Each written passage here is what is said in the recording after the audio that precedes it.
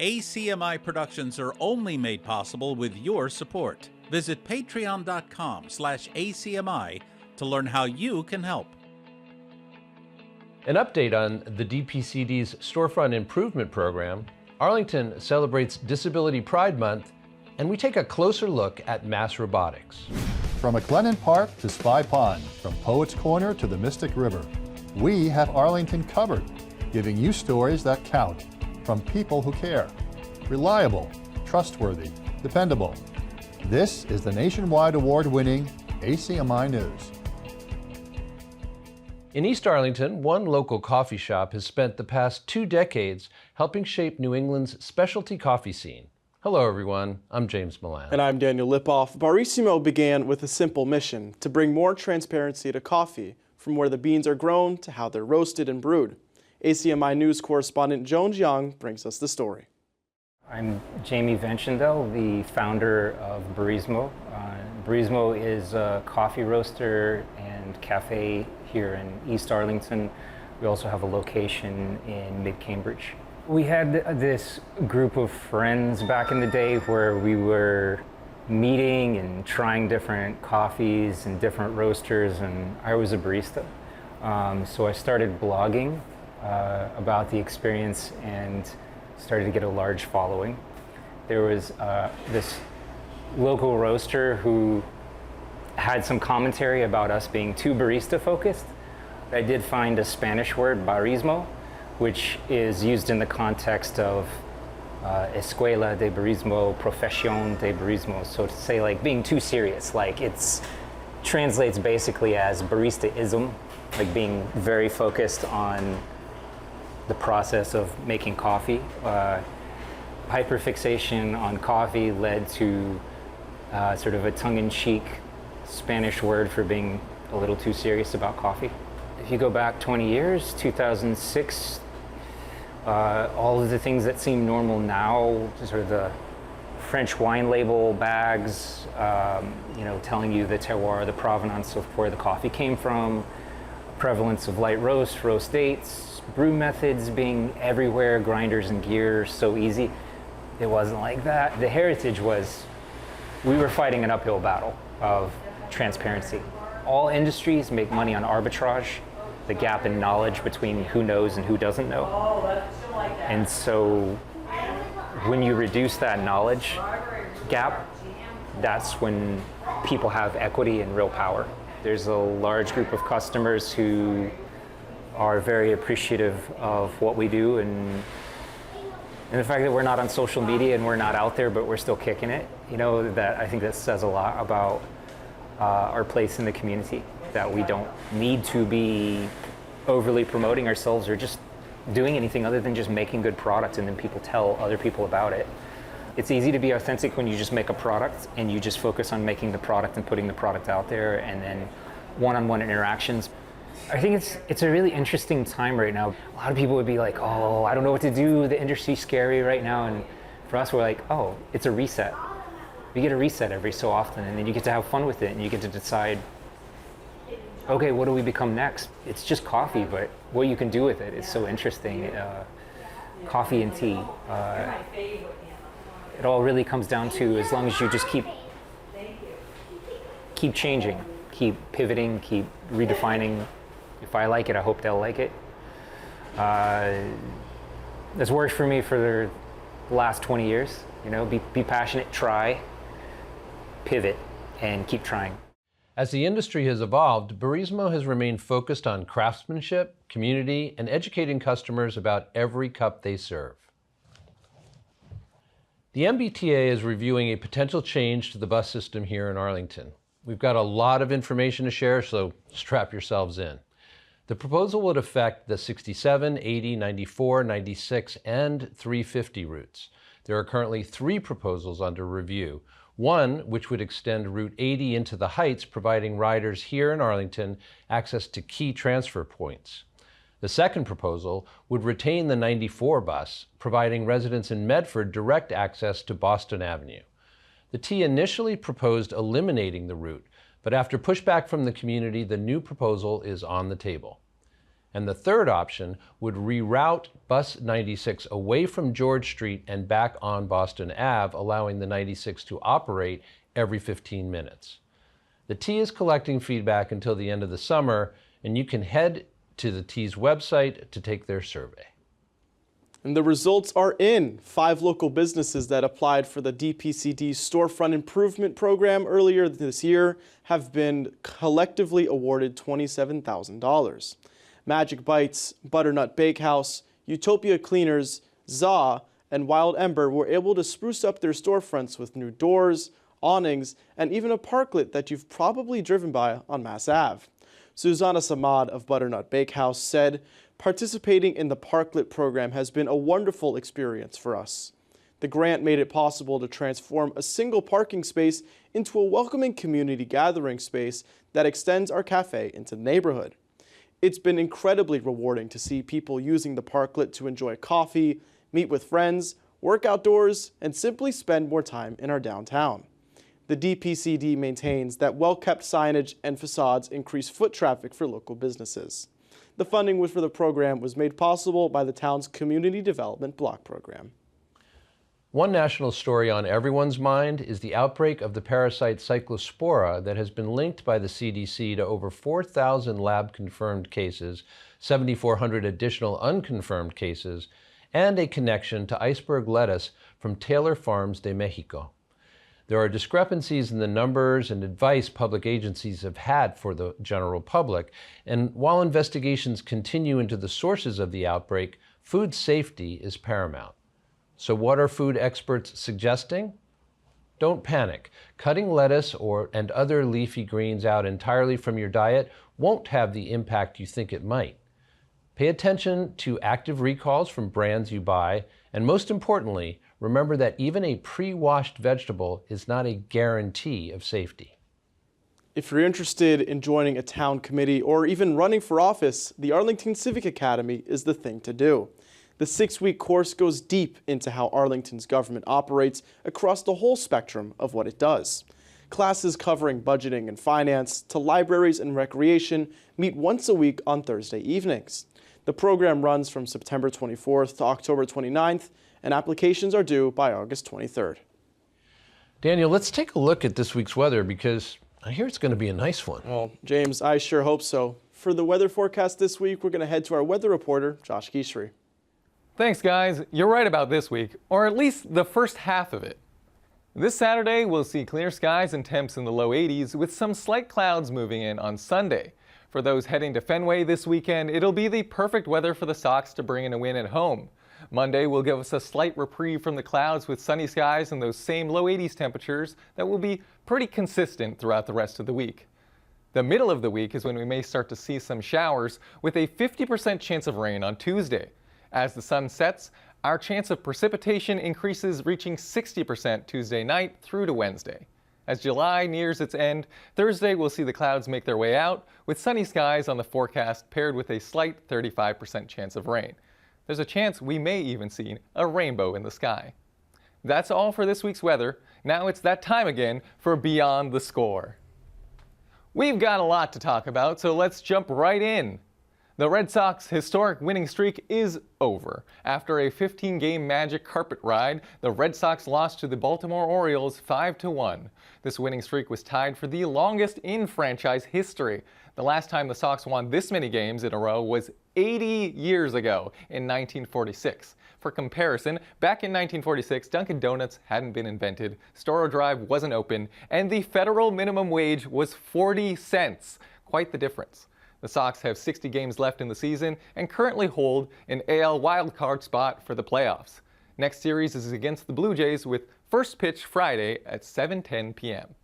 Spain are our World Cup champions for the first time since 2010, beating Argentina 1-0 in extra time. Even though after regular time the score was still 0-0, the match felt like it was all Spain's. Argentina recorded 0 shots and 0 shots on goal during regular time. A goal from Ferran Torres in the 106th minute sealed the title for Spain. Argentina's keeper Emiliano Martinez saved 11 shots, the most in World Cup final history. One cool thing about this win, when Spain won against the Netherlands in 2010, they did it the exact same way, with a 1-0 win in extra time. And LeBron is still keeping NBA fans on their toes. The free agent entering his 24th year still has not made a decision as to where he will be playing next year. Rumors are swirling in the basketball community, with even NBA Commissioner Adam Silver hoping James can make his decision soon. LeBron's agent Rich Paul told ESPN that there is still no rush for a decision to be made. What has people talking, though, is the mistakenly published introductory press conference from the Miami Heat to their YouTube page. According to the Heat, an error was made by their social media team, which accidentally posted a YouTube Live scheduled for July 27th titled LeBron James Introductory Press Conference. The video has since been deleted, and no further comment was made. So we'll still have to just wait and see where James will end up. That's all for Beyond the Score this week. Back to you at the desk. July is Disability Pride Month, and to honor the 36th anniversary of the Americans with Disabilities Act, the town of Arlington took to the Ed Burns Arena to meet with the community. We are here to celebrate Disability Pride Month for July, and I think it's important to recognize all of the hard work, not only that the town is doing, but the Disability Commission, all the commissioners, and there really are so many programs available that are locally and then throughout the state to help folks, various issues with income, housing help, recreation. So there's a lot of things to highlight, and they probably don't get enough attention throughout the rest of the year. So we have Top Soccer, which is a local soccer club for folks with disabilities. They pair with high school and middle school students for a buddy system, and they have a ton of different adaptive equipment, either if you're vision impaired, low vision, mobility impaired, different types of soccer balls that the kids can use and play and get outside and enjoy some nice weather. We also have IHCD, Institute for Human-Centered Design. It's a firm in Boston, and they do a lot of accessibility consulting and work and advisement for not only municipalities, but also private businesses as well. It's heartening to see how Arlington continues to be committed to diversity and inclusivity for all. It's with heavy hearts that we report the loss of Arlington's Director of Assessors, Dana G. Mann. Dana passed unexpectedly at age 61 on July 12th, having served the town for 10 years. Dana will be missed by his colleagues as well as those in the community he extended his unwavering support to. ACMi's news producer Josh Gishri shared his thoughts upon learning about Dana's passing. Quote, "I had the privilege to meet Dana this year. He shook my hand while on the tail end of a conversation with someone else. My first impression of him was a strong handshake and a guttural belly laugh. I haven't forgotten him since." Dana is survived by his loving wife Lori and their 2 children. In his released obituary and service information, the family shared that as an expression of sympathy in lieu of flowers, donations in Dana's honor may be made either to the American Kidney Association or DaVita Kidney Care. Working Backwards is the latest exhibit at 13 Forest Gallery, running from July 18th to September 11th. The exhibition displays work from 15 local printmakers in a variety of styles and techniques. The name of the exhibit comes from the method of printmaking, where artists must render images in reverse, taking into account color and layers backwards towards the final product. If you're interested in hearing from the artists and seeing some of the printmaking process, 13 Forest Gallery is hosting a conversation with some of them on August 1st, and a show and tell with Andrew Stearns of New Impressions Print Studio on August 29th. You know, somehow July just flew by, and I don't think I spent nearly enough time outside. Well, there's definitely still some more time to enjoy some summer events, so let's check in with Sarah Kochi for our community calendar. Thanks, Daniel. You guessed it, there's a lot to do, so let's dive right in. First, you've only got 2 more chances to catch the summer concert series at the Res. Arlington Rec suggests that you bring a blanket or lawn chair to listen to these free concerts. The Potholes will be performing on August 6th, and Mrs. Jones and A Thing Going On are performing on August 20th. Unfortunately, dogs are not allowed, but there is a beer garden between 5:30 and 8:30 p.m. if that's more your speed. Also recurring in Arlington, the Wednesday afternoon farmers market in the Russell Commons lot. The beloved farmers market is open from 2 to 6:30 p.m. and offers several food assistance programs to keep fresh, local food accessible to all. A special shout out to Arlington's own Mamadou's Artisan Bakery and Mother's Kitchen for having stands at the market. Better health starts with fresh food and plenty of exercise, which is why I'm excited about the collab between Empowered Fitness and Hip Stitch. On July 25th from 2 to 2:50 p.m., the two partner organizations are hosting a family fitness session at Spy Pond Field. After the activities, participants will walk over to the Hip Stitch to explore the new studio and learn some introductory sewing techniques. All materials are provided and the cost of admission is $30 for one parent and one child and $15 for any additional children. Looking ahead in our community calendar, don't miss an electronics recycling event at St. Camilla's Church on August 1st. In addition to accepting any electronics, appliances, and battery-powered items, the event organizers encourage you to bring in reusable bicycles. Each tier of item has a specific recycling fee, so for a full list of pricing details, go to the event page on Your Arlington's website or email greendayrecyclingma@gmail.com. If you're headed out and about, be aware there are red line closures from July 21st to the 30th. Between Alewife Station and Park Street, there will be free and accessible shuttle buses, but MBTA officials suggest commuters budget extra travel time in their plans. That's everything I have for you this week. Daniel, James, back to you. On July 21st, in the nation's capital, Democratic Whip Catherine Clark joined Representative Sylvia Garcia of Texas and other congressional Democrats and advocates to announce a discharge petition for the American Dream and Promise Act. The conference, which was live-streamed on Representative Garcia's Facebook page, explained the Democratic push for this legislation. With House Republicans in opposition to bringing the bill to the floor for a vote, Clark said, "With this discharge petition, every single member of the House is going to tell us where they stand. Do you stand for the most basic values of our republic? Do you believe that our neighbors deserve dignity and safety? Do you believe that kids should be free to live their lives in the only country they've ever known?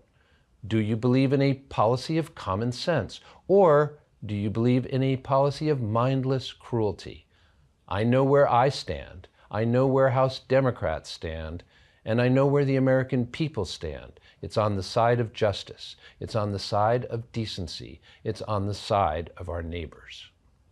With immigration being one of the most divisive topics in American politics today, the bill would provide eligible undocumented individuals who were brought into the U.S. as children with an earned pathway to citizenship and allow eligible recipients of temporary protected status and deferred enforced departure to obtain lawful permanent resident status.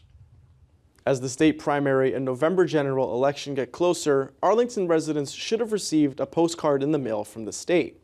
Residents who are not yet registered to vote by mail and would like to must fill out the card sent to them. If you don't want to vote by mail, you could ignore the card. The primary election is set for September 1st, and the general election will be held on November 3rd. You may have noticed construction on the Minuteman Bikeway on July 23rd between Lake Street and Linwood Street. Riders were detoured to take care of some bumps along that stretch of the bikeway. Well, construction for the Minuteman Bikeway isn't over yet. On July 29th and 30th, contractors will be conducting site preparation to install a wayfinding kiosk at the Swan Place entrance in Arlington Center by Kickstand Cafe. The path will be partially obstructed, so bikers are encouraged to proceed with caution. Arlington Recreation recently announced that their fall and winter program registration is now open. Whether it's youth sports like basketball, karate, and skiing, or adult lessons in pickleball and ice skating, there's something for everyone to enjoy. To learn more about program offerings and to register for a program yourself, visit arlingtonrec.com. MassRobotics, the world's largest independent robotics hub, is based here in Boston. ACMi News correspondent Lydia Chen visited MassRobotics and spoke with co-founder and chief of operations Joyce Sidopoulos to learn more about the organization and its work. Hi, this is Lydia Chen. Today I'm here at MassRobotics, where I will be speaking with Joyce. Thank you so much for joining me today. And would you like to introduce yourself and tell us about MassRobotics? My name is Joyce Sidopoulos. I'm the chief of operations here and one of the co-founders. MassRobotics is a shared workspace for robotic startups.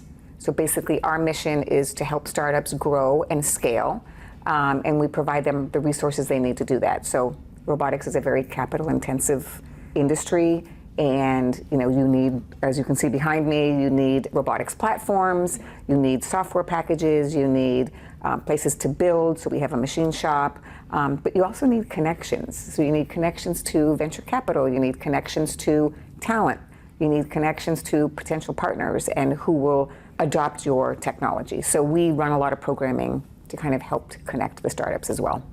You also have like students here as well? This summer we have over 50 interns. Wow. For all of the startups. So we have currently about, I think, 105 startups in the space. We do a couple of career fairs a year. We have one coming up on September 25th. They'll all be set up in the seaport, and then we usually have 800 to 1,000 job seekers. We're a nonprofit, so when we host academies, they're usually sponsored by someone. Yeah. We have a high school girls program that we run from January till about May, and it's every Saturday. And the girls learn everything from design, fabrication, programming, and then we bring in females every lunchtime, so they have a fireside chat and they can learn about careers and decisions and challenges. And then they do summer jobs. So one of the girls is actually helping with the Drone Academy. We also do an academy for boys that is around building an autonomous little ground vehicle. And that's usually over spring break. That was sponsored by Microsoft. So this week we're running our Drone Academy. It's an annual thing. I want to say we're in our 8th year. It's sponsored by Amazon Robotics.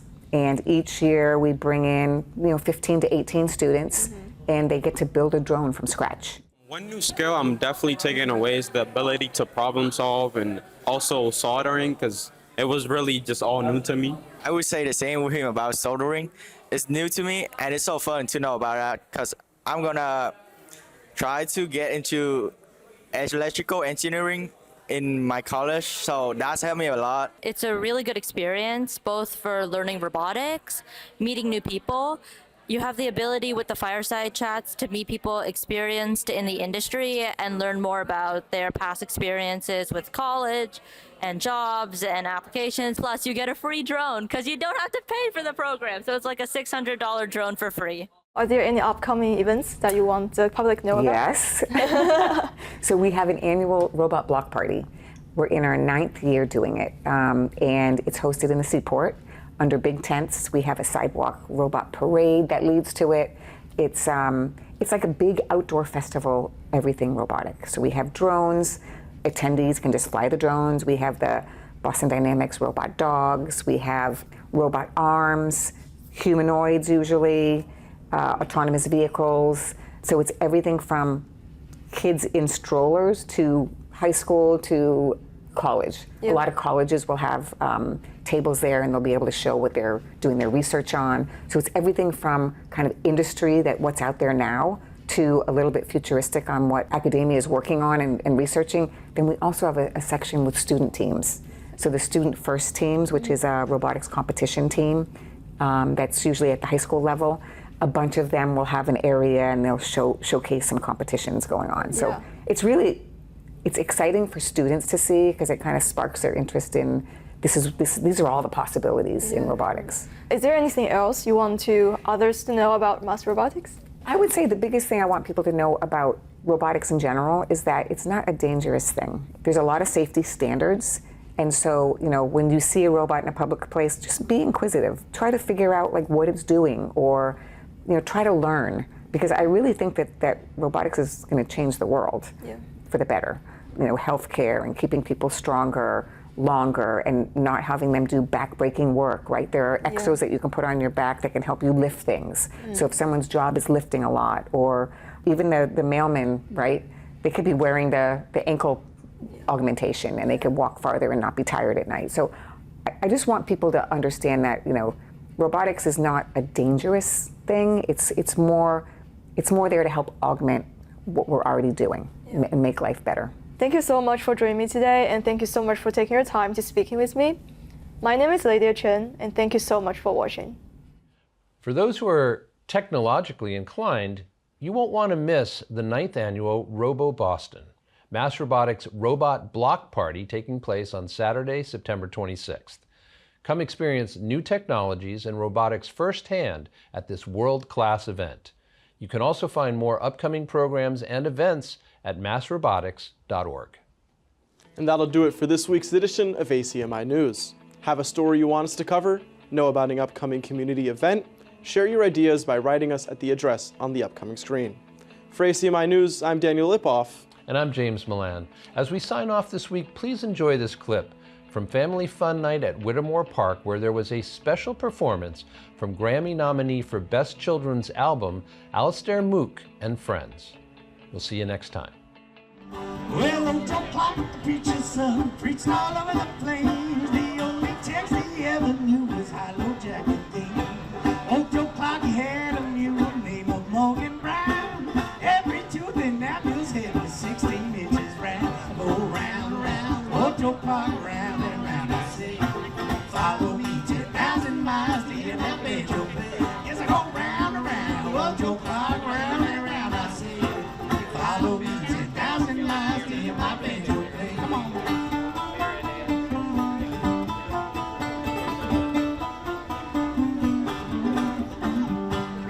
You can always check out our latest segments and newscasts on the web at acmi.tv/news.